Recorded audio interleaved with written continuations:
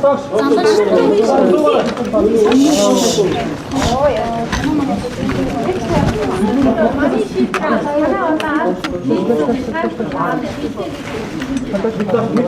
нар хэн нэгэн хүний албан тушаалтай холбоотой, ерөнхий сайдын албан тушаалтай холбоотой гэсэн урд дээр бид нар маш тодорхой шаардлага гаргаж өгсөн.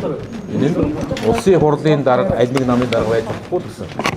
Тэр хүн хурд өдөрдөж болохгүй гэсэн. Хэрвээ нэгдсэн чуулган одоо 18 цагаас зарлагдсан байна те.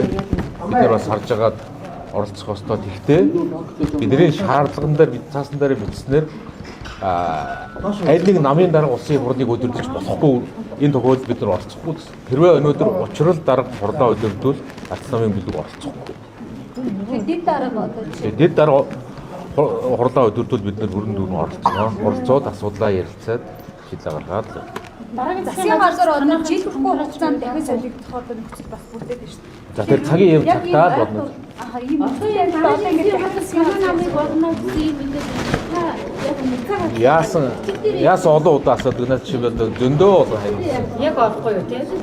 Яг ер нь хамтарсан засгийн тухай яриа намын тухай одоо дүрм дээр маш тодорхой зааснаар энэ бол төлөөллийн төв байгууллагууд шийддэг. Намын дарга тэр хэмжээний асуудлыг шууд дур мэдэн шийдэх хэрэг мэдээж байдаггүй. Гэхдээ би зүгээр би баян гал хэлж байгаа. Би бас намын даргын хувьд, хувь гишүүнийхээ хувьд ийм байр суурьтай. Орхон буруу гэдэг л байр суурьтай л баян 24 оны сонгуулиас хойш л илэрхийлж ирсэн. Гэхдээ энэ эрх мэдэл бол намын төлөөллийн төв байгууллага эрх мэдлээ. Тэгэхээр та мэдхгүй манай хамттай байх тийм. Хэрвээ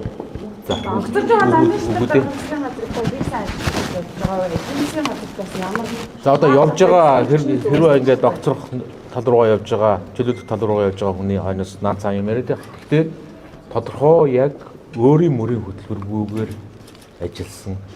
Яг энэ өнөөдрийн энэ Монгол Ардын намын улс төрийн дотоод зөрчил нь Зандаа шатрын ерөнхий сайдыг биедаан бүрэн дүүрэн шийдвэр гаргах эрх мэдлэггүйгээр Бүгд бүтэн засгийн газрыг жил шахан ажиллуулж байгаа нь өөрөө маш харамсалтай. Энэ нам өөрөө засаглалын хямралд орчихсон байгааг нь илэрхийлэх нь бол эцсийн дүндээ маш харамсалтай. Одоо бол геополитикийн нөхцөл байдал болчлоо. Энэ парламентын бүрэлдэхүүн болчихсон талдаа болцсон байна. Дараагийн 2 жил хэрхэн сайн ажиллахаас одоо улс орны ирээдүйн нөхцөл байдал шалтгаалж байна. Тэр шинэ байгуулагдсан газар та нар ямар шаардлага тавьж байгаа вэ? Зөвхөн ямар байрсаа? Тэр тусмаа учрал зүгээр хэдүүлээ ямар ч байсан зандаа шалтар гэдэг ерөнхий сайд өнөөдөр хүчин төгөлдөр хэвээр байгаа. Тэгэхээр тааж ярих